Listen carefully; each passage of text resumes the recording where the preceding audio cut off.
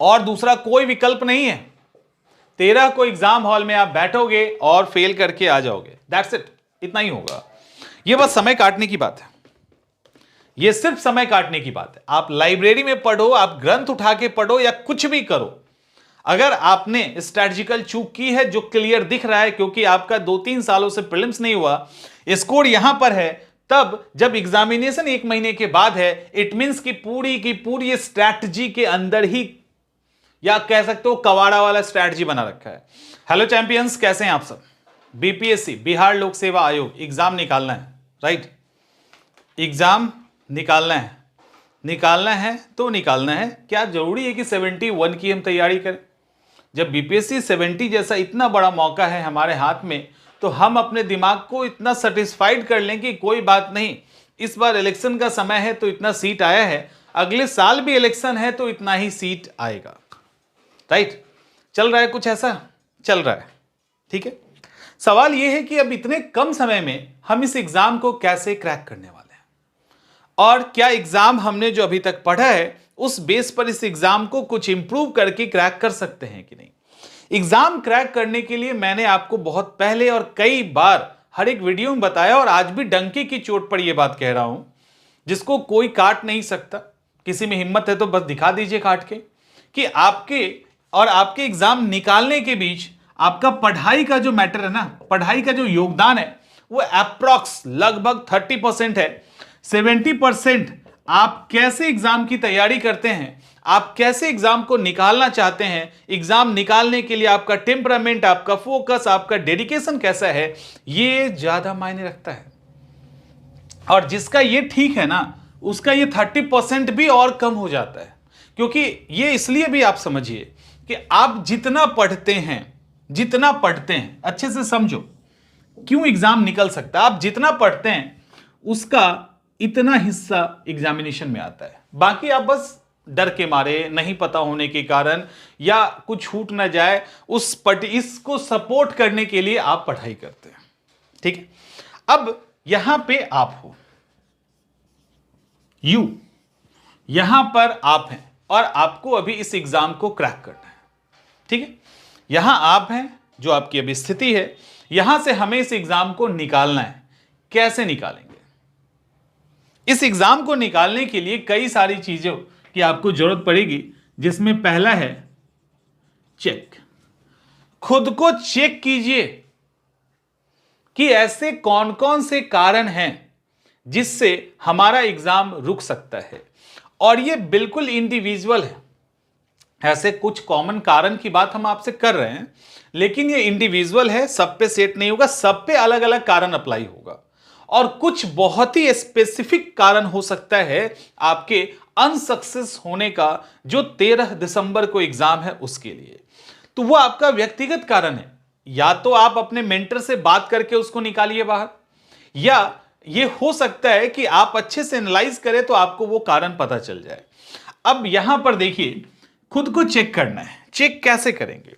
Check करने के क्या एक ही तरीका है, और वो है टेस्ट में हमारा स्कोर सही नहीं आ रहा, या चेक करने के और भी कई तरीके। आप में से इसके पहले हो सकता है 1 बार नहीं, 2 बार नहीं, 5 बार आपने प्रीलिम्स दिया हो, और हो सकता है आपका प्रीलिम्स नहीं निकला हो।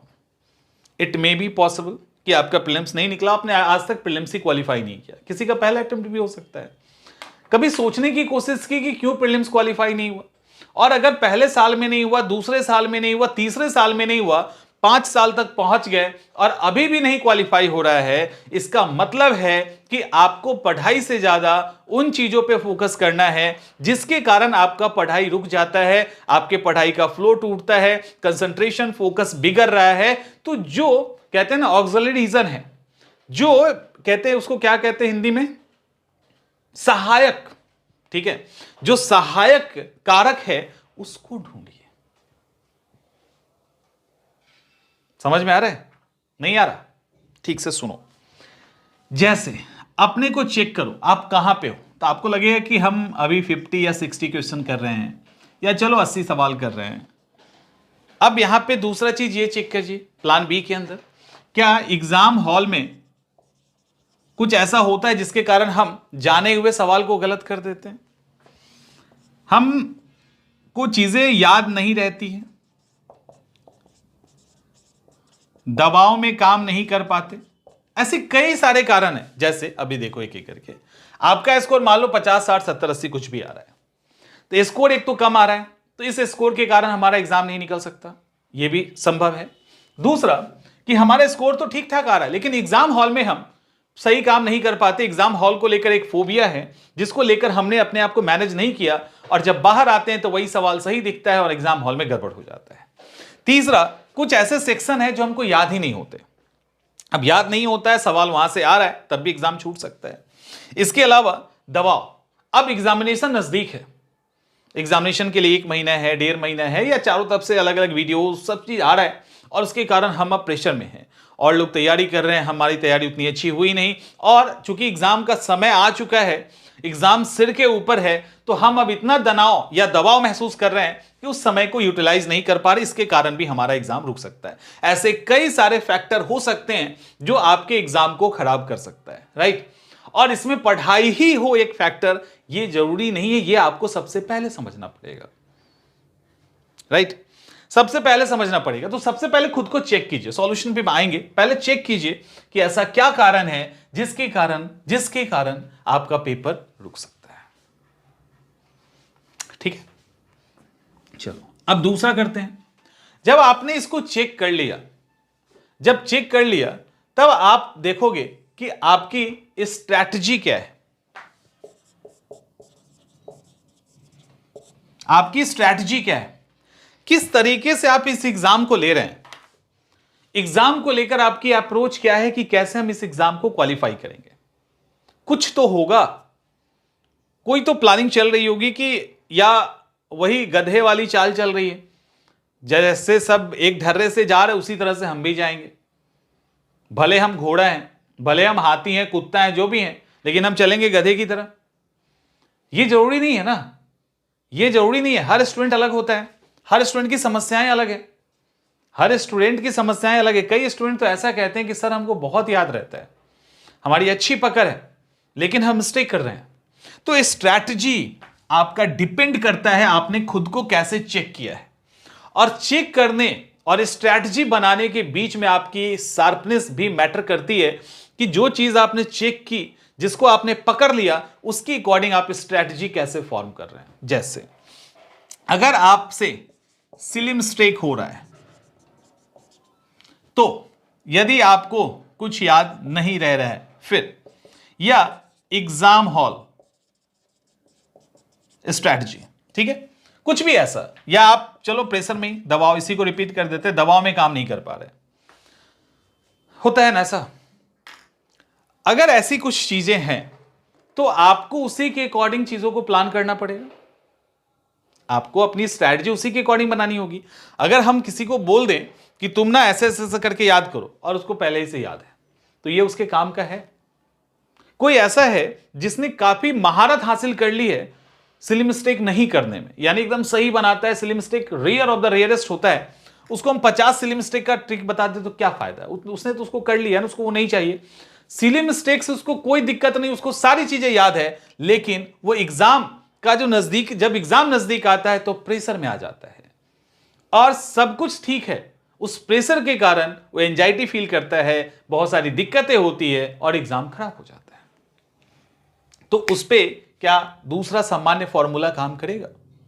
तो आप ही बताइए। तो दिक्कत क्या है कि हम लोग उस भेड़ चाल में चल रहे हैं, उस भेड़ चाल में चल रहे हैं जहां पे एक ही साथ सबको सब कुछ दे दिया जाता है और आप भी उसको इंप्लीमेंट कर लेते हैं, नहीं भैया सब ठीक है, बट ऐसा होता नहीं है, ऐसा होता नहीं है।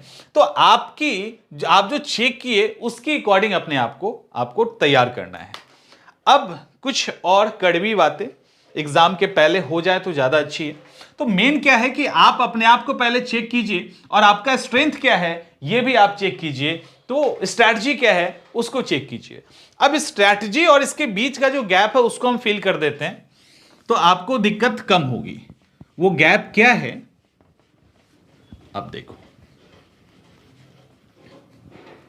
आप में से, क्योंकि मुझे हर कैटेगरी के स्टूडेंट का पता है, क्योंकि हर कैटेगरी के स्टूडेंट हैं मेरे पास, ठीक है। और YouTube के अंदर कमेंट्स भी अलग अलग कैटेगरी के हैं। कुछ ऐसे कमेंट्स आते हैं तो मैं कहता हूं फिल्टर करके दे दो मुझे, मेरे पास, मैं देखता हूं उसको। तो कुछ ऐसे कमेंट्स आते हैं और कमेंट्स भी हर कैटेगरी का आता है, तो सॉल्यूशन प्रॉब्लम तो है। अब बहुत सारे ऐसे स्टूडेंट हैं जो ऑलरेडी 60, 70 ऐसे कुछ स्कोर कर रहे हैं, 60-70 जैसा स्कोर कर रहे हैं, ठीक है।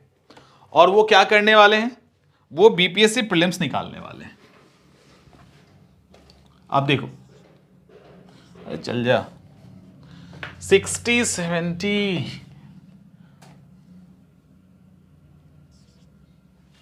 पानी लग गया, 60-70 का स्कोर है और प्रीलिम्स निकालने वाले हैं, ऐसा उनको धोखा हो रहा है, उनको गलतफहमी हो रहा है कि 60-70 पे वो इस बार प्रीलिम्स को क्रैक कर देंगे।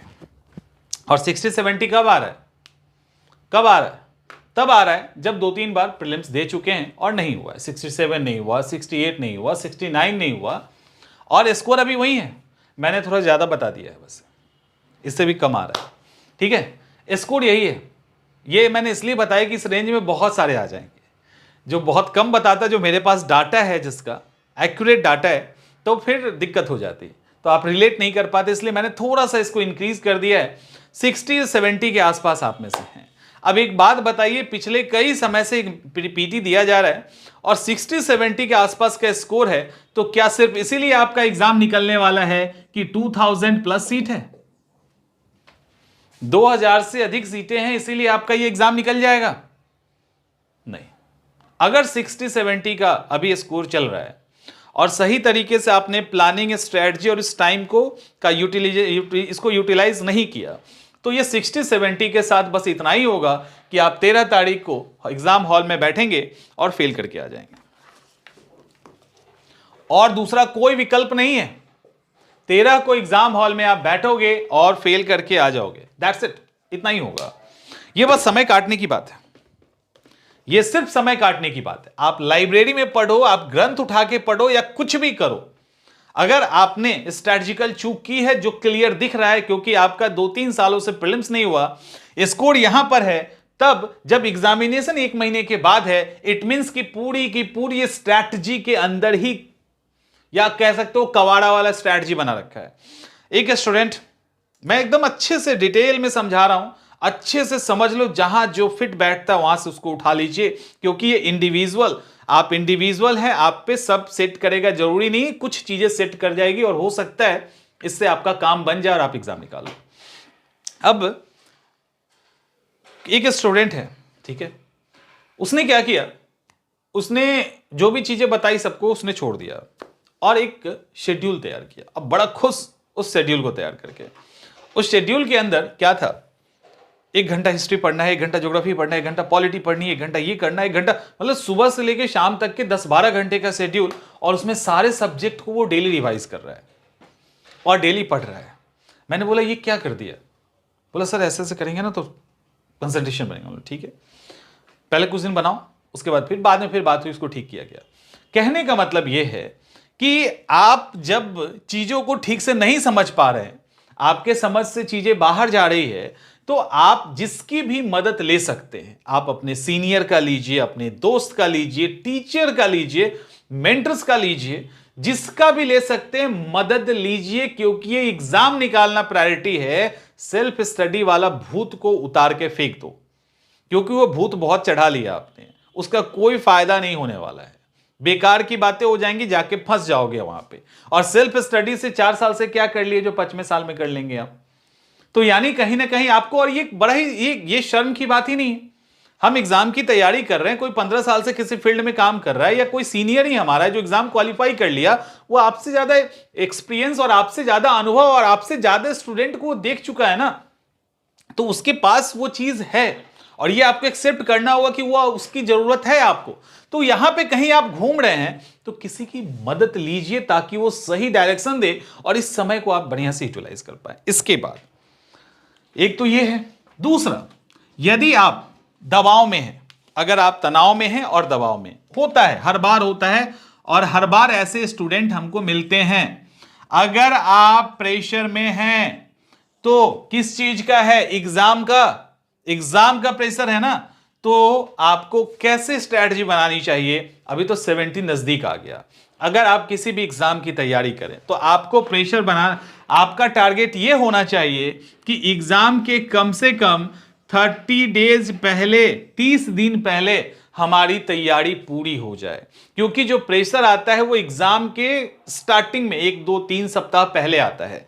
अभी भी जो आप में से तैयारी कर रहे हैं, आप में से जिनकी अच्छी तैयारी हो गई और इस प्रेशर के शिकार हो जाते हैं, तो उनको कोशिश करनी चाहिए कि नवंबर 30 तक उनकी ऑलमोस्ट तैयारी हो जाए। उसके बाद दिमाग के अंदर यह मैसेज जाए कि अब हमको रिवीजन करना है, अब हमको रिवीजन करना है। और हमारे कई सारे स्टूडेंट, बहुत सारे स्टूडेंट के साथ ये बड़ी समस्या, इवन हम भी इस समस्या से गुजरे हैं। ये जो प्रेशर वाला समस्या है ना, ये मेरी प्रॉब्लम थी। एग्जाम नजदीक आए तो पढ़ाई हो ही नहीं पाए, तो 1 साल निकल गया, रिजल्ट नहीं आया, दूसरा साल निकल गया, रिजल्ट नहीं आया। तो मैंने देखा कि क्या याद नहीं रहता? याद तो बढ़िया रहता है, सिली मिस्टेक एक भी नहीं। ऐसे कई सारी चीजें थी जो बिल्कुल एग्जामिनेशन निकालने के लिए थी। तो भाई पता क्या चला कि लास्ट टाइम में इतना दबाव महसूस करने लगते हैं कि सारा परफॉर्मेंस बिगड़ जाता है। उसके बाद ये स्थिति हुआ कि मैंने समझ लिया अपने आप को, मैंने मॉनिटर किया, लगा कि नहीं ये पर्टिकुलर प्रॉब्लम है और कुछ नहीं है। तो मेरा टारगेट था एग्जाम के 1 से 1.5 महीने पहले सब कंप्लीट करना है। सिर्फ करंट अफेयर्स कुछ बचेगा वो खत्म करना है। और 1 से 1.5 महीने पहले मैं कुछ खास पढ़ता नहीं था, घूमना फिरना, क्योंकि तैयारी हो गई, घूमना फिरना, और दिमाग में ये था कि जो हमने पढ़ लिया वो हमको याद है, वो याद है, एग्जामिनेशन में क्वेश्चन आएगा हम बना लेंगे।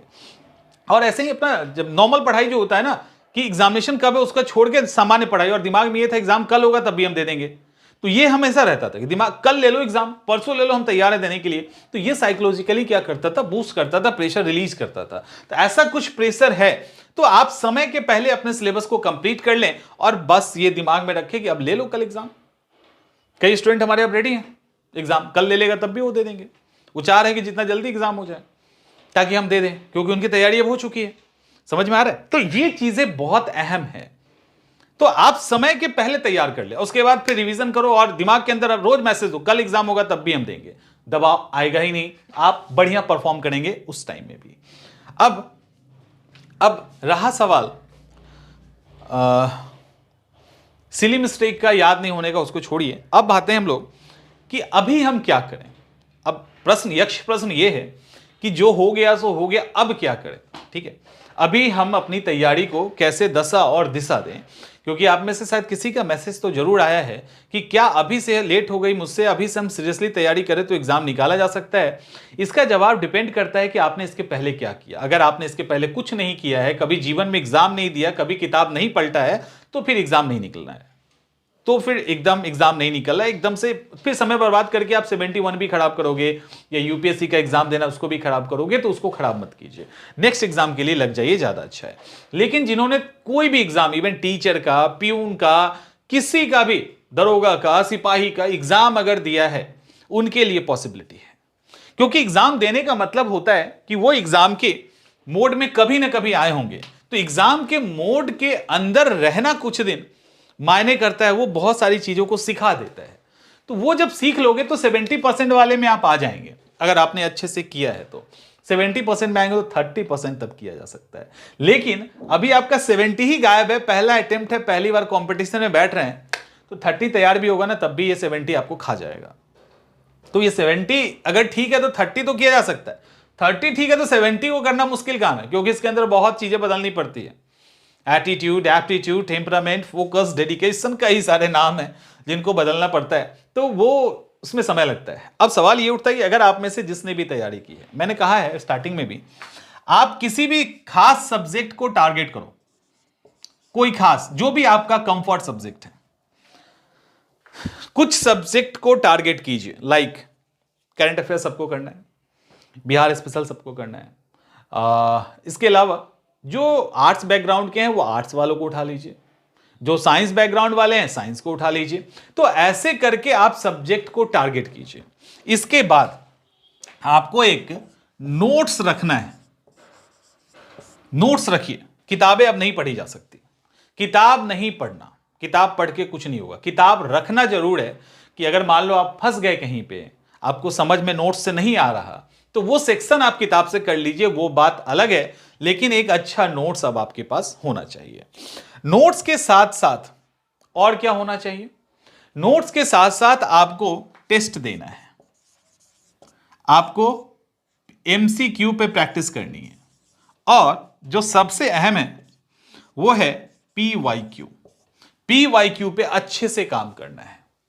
लेकिन ये सारी चीजों को करते समय आपके पास रिकॉर्ड होना सबसे बड़ी प्रायोरिटी है।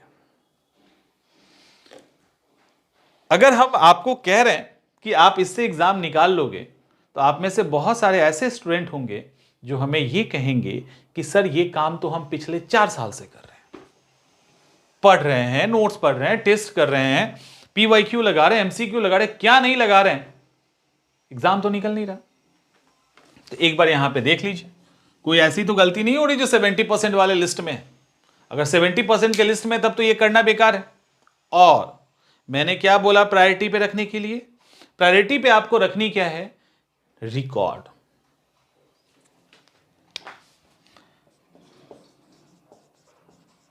ये क्या है रिकॉर्ड? यानी आपने क्या पढ़ा, उसका टॉपिक क्या है, कहां से पढ़ा, ठीक है, और कितनी बार पढ़ा। करंट अफेयर्स में हम बता चुके हैं ना अच्छे से आपको, करंट अफेयर्स में अच्छे से आपको समझा चुके हैं। अगर आपने ये काम कर लिया, अगर ये कर लिया, तो ये एग्जाम आपका है और कोई छीन नहीं सकता इस एग्जाम को। इस 30 दिनों के अंदर भी, 45 डेज के अंदर नहीं छीन सकता है। क्या करना है? सब्जेक्ट को आप टारगेट करेंगे, नोट्स पे डिपेंड होंगे, जिसके भी नोट्स पे डिपेंड होना है, आप हमारा नोट्स भी ले सकते हैं। इसके बाद टेस्ट और एमसीक्यू अच्छे से करेंगे।